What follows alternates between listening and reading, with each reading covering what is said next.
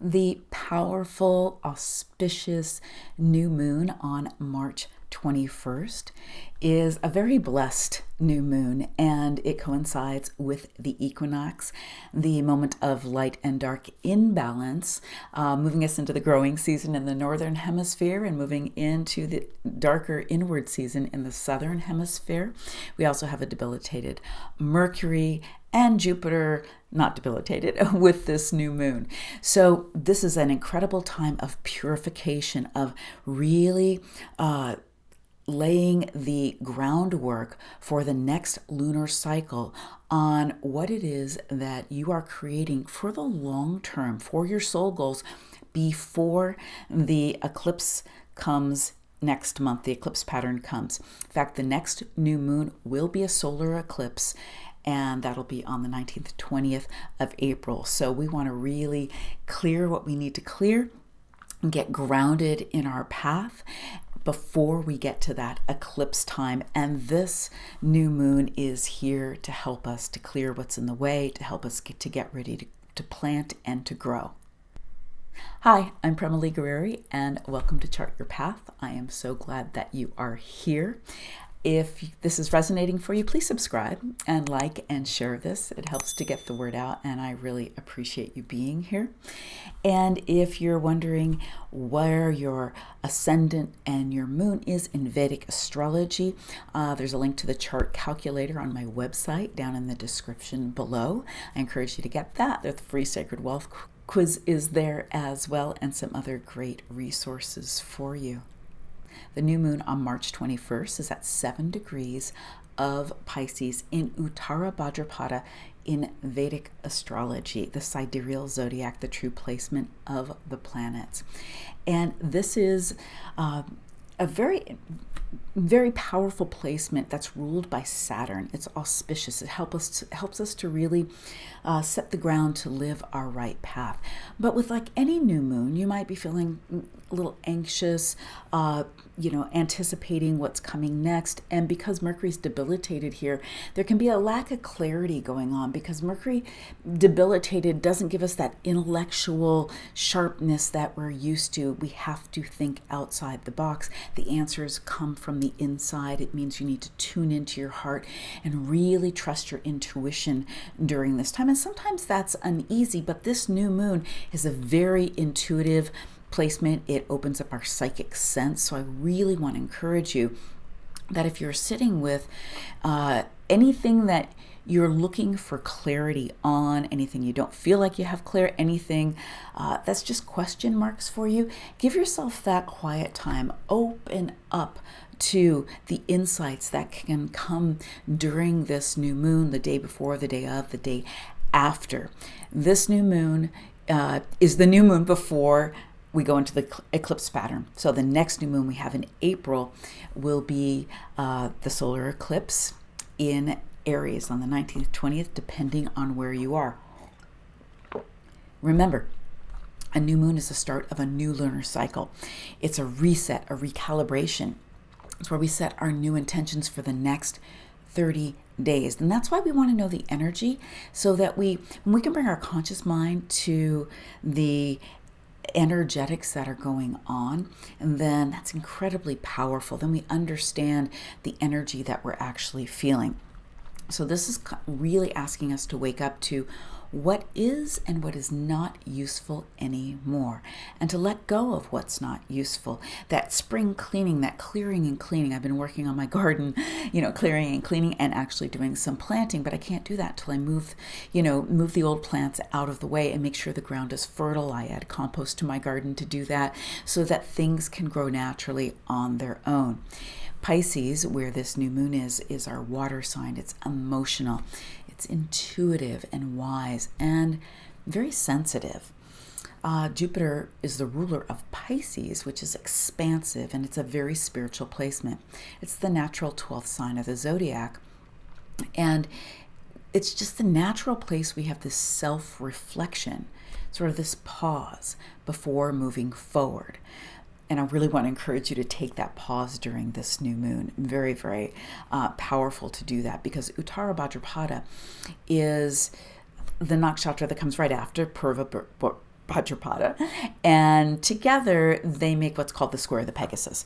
And it is known as the Uttara Bhadrapada is known as the back legs of the funeral cot, and helps us to burn away the past. Helps us with the end of the cycle. And some things need to come to an end. And even something that's going to continue, say like a long-term relationship, like the next phase of your business. Well, even if it's going to continue, there's something in it that's ending. And when we honor that ending, then we can close that off, clear what we need to, and start the new beginning, fresh and new. So because Saturn rules Uttara Bhadrapada, and Saturn's so strong in Aquarius in Vedic astrology, it is helping us to set our boundaries, our commitment, and be able to actually command our emotions instead of getting sort of lost in the watery emotions of Pisces, and be grounded. And, either our emotions manage us or we manage our emotions. And so I encourage you to understand that and to lean into the fact that you do have some command over your emotions, and Saturn will help you with that. You want to have your emotional energy going towards what it is you want, as opposed to not towards what you don't want, because if you have it going towards what you don't want, you're actually just feeding that. So it's a good time to clear and clean. Think of it as spring cleaning in a lot of ways, and getting ready, and like I said, preparing for the growing season. A wonderful time for inner work.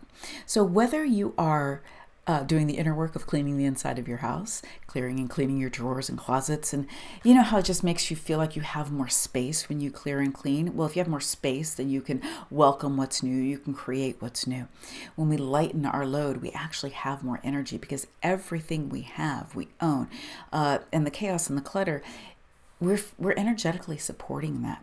So by letting go of that, we're just clearing the path so we have a clear energetic channel for what it is that is most important to our hearts, most important to our own soul blueprints and our path. The deity is Ayurvediana, and it's the auspicious serpent of the sea, and it represents fertility and the heightened kundalini.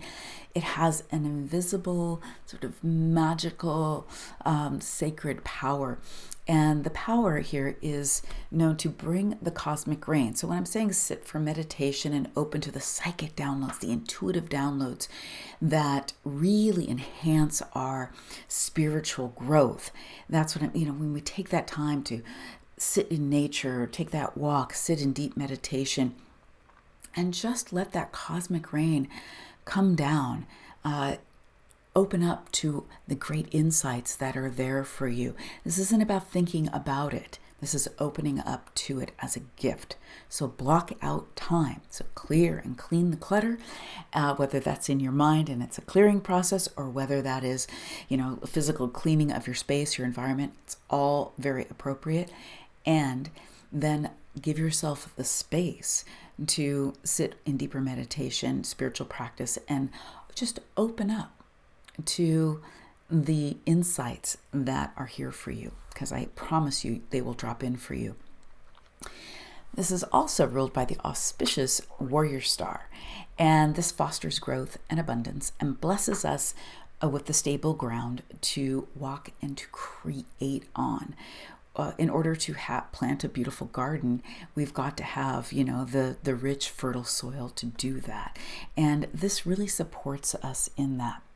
So it's said that we can really expect success and positive results with this nakshatra, and beginning on our long-term soul goals as we're starting this new lunar cycle. Again, this is a place in Pisces where the sage, which is Jupiter, rules, and Saturn rules the nakshatra itself, which is the great organizer in the sacred wealth code system. So we've got this great deep wisdom, but we've got the organization and the structure to bring that wisdom forward, which is a beautiful thing. And then with the Mercury debilitated here, which is really the messenger in the Sacred Wealth Code archetype system, it's where we need to open up to the messengers and in the messages that can come through intuitively, as opposed to trying to use our intellect to really weigh all the pros and cons and come up with a choice or a decisions. Great decisions aren't made, they are arrived at, as my astrology mentor has always said. So with Mercury debilitated, and it's near Neptune, again, take the time to be in your intuitive clarity, as opposed to and check in, not check out, because Neptune can really make us check out. It also rules fantasy, but it's also very creative and intuitive. So this is, just notice if you really kind of want to check out from things, use your energy, command your being, and open up to this really potent spiritual time. If we are growing spiritually, then everything is energy first and then matter. So if we grow spiritually and open up our energetics and do the clearing and cleaning that we need, and we have really clear intentions, then we can bring it from the soul down to the soles of our feet. And this new moon will absolutely help you to do that. Rahu is also very close to Venus, or Venus, I should say, is close to Rahu in Aries. That's our great connector and our great magician. Venus is also the great artist. So it's a very creative time, but be careful in relationships, because in relationships, we could be a little bit demanding or needy. It could be passionate and creative, but be more aware of who you are in a relationship, what you're bringing to relationship, as opposed to being demanding. Or it also can bring in some delusion. The great magician is incredibly creative. Rahu is. It pulls us more into the world, but it can complicate and confuse things. So we'll have enough of that next month with the solar eclipse happening in Aries, and you'll want to know where Aries is in your chart. In fact, I will be running my eclipse special here starting at the very end of March. I'll send an email about that, so make sure you're on my email list, and that the links for that are down below. I'll also share it with you here on YouTube as well, so we can talk about how those eclipses are going to affect you, as we're going to be having the set and another set, all in these same placements of Libra and Aries. So own your own energy in relationships, and look at what you're bringing to relationships, and keep relationships as realistic as possible.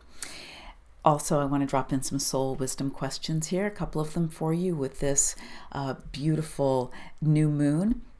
So mark some time for yourself, and you can come back and listen if you need to, but how you want to dive in with these soul questions is hand on your heart.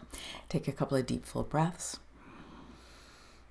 Relax your jaw and your shoulders. We're going to bring that mind, let it slide right down to your beautiful heart. Your heart knows the way.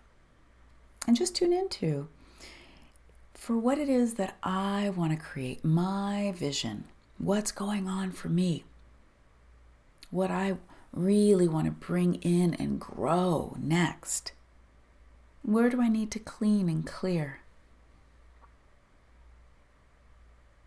What area of life is that? And what would be the next step to take in that cleaning and clearing? Whether it's very practical or it's some inner work that you need to do. And then make sure you schedule that and do that. The day before, the day after, the new moon and the day after are really potent, but you can at least initiate it and then work on it in the next, throughout this cycle here of this month. Also, I want to invite you to be aware of what is it that you're sort of ending a cycle around. This is a sort of an end of a cycle, which means that we'll be birthing a new cycle as we come into Aries. What cycle are you ending? I'd love to hear what comes up for you. And I answer all my comments. I look forward to hearing for any of your ahas or what came up for you in the soul wisdom questions here. Again, I will be running the eclipse special. All the links to my free offerings, the chart calculator, and my one-on-one consultations and my mentoring are all in the description below. I look forward to seeing you. And if you haven't subscribed, please do. And I appreciate you sharing and liking this. So much love to you.